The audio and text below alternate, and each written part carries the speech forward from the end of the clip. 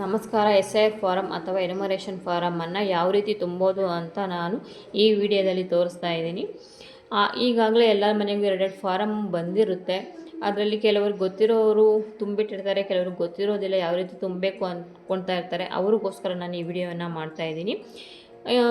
ನಾವೀಗ 2002ರಲ್ಲಿ ನಾವು ವೋಟ್ ಹಾಕಿಲ್ಲ, ನಮ್ಮದು 2025ರಲ್ಲಿ ನಮ್ಮ ಹೆಸರು ಬಂದಿದೆ.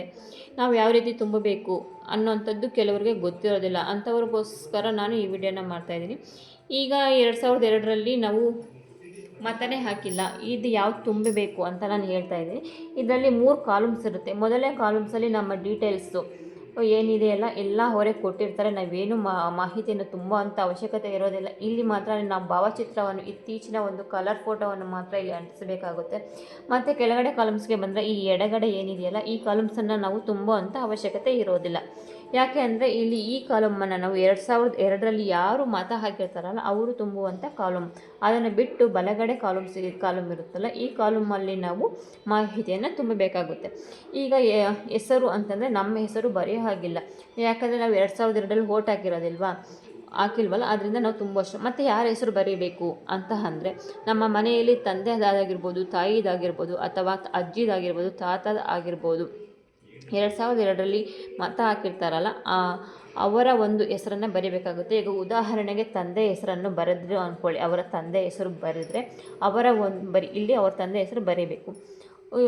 ನಂತರ ಈ ಮತದಾರರ ಗುರುತಿನ ಚೀಟಿ ಅಂದರೆ ಅವರ ತಂದೆಯ ಗುರುತಿನ ಚೀಟಿಯ ID ನಂಬರನ್ನು ಇಲ್ಲಿ ಬರೀಬೇಕಾಗುತ್ತೆ. ಮತ್ತು ಸಂಬಂಧಿಯ ಹೆಸರು ಅಂತಂದರೆ ಇಲ್ಲಿ ಅವ್ರ ತಂದೆ ಹೆಸರು ಬರೆದಿರ್ತಾರಲ್ಲ ಅವರ ತಂದೆ ಹೆಸರನ್ನು ಇಲ್ಲಿ ನಾವು ಬರೀಬೇಕಾಗುತ್ತೆ. ನಂತರ ಸಂಬಂಧ, ನಮಗೆ ಇವರು ಏನಾಗ್ತಾರೆ ಅಂತ ಒಂದು ಸಂಬಂಧನ ನಾವಿಲ್ಲಿ ಬರೀಬೇಕಾಗುತ್ತೆ. ತಂದೆ ಹೆಸರು ಬರೆದು ತಂದೆ ಅಂತ ಬರೀಬೇಕಾಗುತ್ತೆ. ಮತ್ತು ಜಿಲ್ಲೆ ಬೆಂಗಳೂರು ಗ್ರಾಮಾಂತರ ಜಿಲ್ಲೆ ಅಂತ ಬರೀಬೇಕಾಗುತ್ತೆ. ರಾಜ್ಯ ಕರ್ನಾಟಕ, ವಿಧಾನಸಭಾ ಕ್ಷೇತ್ರ ಬಂದು ದೇವನಹಳ್ಳಿ, ವಿಧಾನಸಭಾ ಕ್ಷೇತ್ರದ ಸಂಖ್ಯೆ ಹೆಸರು ಬಂದು 98 ದೇವನಹಳ್ಳಿ ಅಂತ ಬರೀಬೇಕು. ಇಲ್ಲಿ ಭಾಗ ಸಂಖ್ಯೆ ಬರೀಬೇಕು. ಇಲ್ಲಿ ಕ್ರಮ ಸಂಖ್ಯೆ ಅಂದರೆ 665. ಉದಾಹರಣೆಗೆ 2002ರಲ್ಲಿ ಅವರ ಕ್ರಮ ಸಂಖ್ಯೆ ಏನಿದೆಯಲ್ಲ ಅದನ್ನು ಇಲ್ಲಿ ಬರೀಬೇಕಾಗುತ್ತೆ. ಈ ಮಾಹಿತಿಯೆಲ್ಲ ಏನು ನಾವು ಮಾಹಿತಿ ಬರೆದಿರ್ತೀರಲ್ಲ ಇದೆಲ್ಲ 2002ರ ಮತ ಹಾಕಿರ್ತಾರಲ್ಲ ಅದರ ಪ್ರಕಾರನೇ ನಾವು ಇಲ್ಲಿ ಬರೀಬೇಕಾಗುತ್ತೆ. ನಂತರ 3ನೇ ಕಾಲಮ್ಗೆ ಬಂದರೆ ಇದು ಜನ್ಮ ದಿನಾಂಕ. ಮತ್ತು ನಾವು ಜನ್ಮ ದಿನಾಂಕ ಅವ್ರದ್ದೇ ಬರೀಬೇಕಂದ್ರೆ ಅವ್ರು ಬರೆಯೋಷ್ಟಿಲ್ಲ. ಯಾರು ಮತದಾರರು ಇರ್ತಾರಲ್ಲ ಇಲ್ಲಿ ಹೆಸರು ಇರುತ್ತಲ್ಲ ಅವರ ಒಂದು ಜನ್ಮ ದಿನಾಂಕವನ್ನು ಬರೀಬೇಕಾಗುತ್ತೆ. ಮತ್ತು ಅವರ ಒಂದು ಆಧಾರ ಸಂಖ್ಯೆಯನ್ನು ಬರೀಬೇಕಾಗುತ್ತೆ. ಮತ್ತು ಅವರ ಒಂದು ಮೊಬೈಲ್ ಸಂಖ್ಯೆಯನ್ನು ನಾವು ಬರೀಬೇಕಾಗುತ್ತೆ. ಅವರ ತಂದೆಯ ಹೆಸರನ್ನು ಬರೀಬೇಕಾಗುತ್ತೆ. ಅವರ ತಂದೆಯ ID ನಂಬರನ್ನು ಬರೀಬೇಕಾಗುತ್ತೆ. ನಂತರ ಅವರ ತಾಯಿ ಹೆಸರನ್ನು ಬರೀಬೇಕಾಗುತ್ತೆ. ಮತ್ತು ಅವರ ತಾಯಿಯ ID ನಂಬರನ್ನು ಬರೀಬೇಕಾಗುತ್ತೆ. ಮತ್ತು ಅವ್ರಿಗೇನಾದರೂ ಮದುವೆ ಆಗಿದ್ದರೆ ಗಂಡ ಅಥವಾ ಹೆಂಡತಿ ಹೆಸರನ್ನು ಇಲ್ಲಿ ಬರೀಬೇಕಾಗುತ್ತೆ. ಮತ್ತು ಅವರ ಒಂದು ID ನಂಬರನ್ನು ಸಹ ನಾವು ಇಲ್ಲಿ ಬರೀಬೇಕಾಗುತ್ತೆ.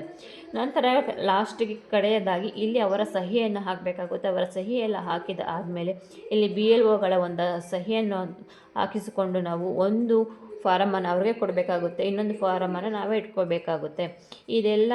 ಇದೆಲ್ಲ ಮಾಹಿತಿನೂ ಸಹ 2002ರಲ್ಲಿ ಯಾರು ಓಟು ಹಾಕದೇ ಇರ್ತಾರಲ್ಲ ಅವರು 2025ರಲ್ಲಿ ಇಷ್ಟಲ್ಲಿ ಇರ್ತಾರಲ್ಲ ಅವರು ತುಂಬಬೇಕಾದಂತಹ ಮಾಹಿತಿ. ನಮಸ್ಕಾರ.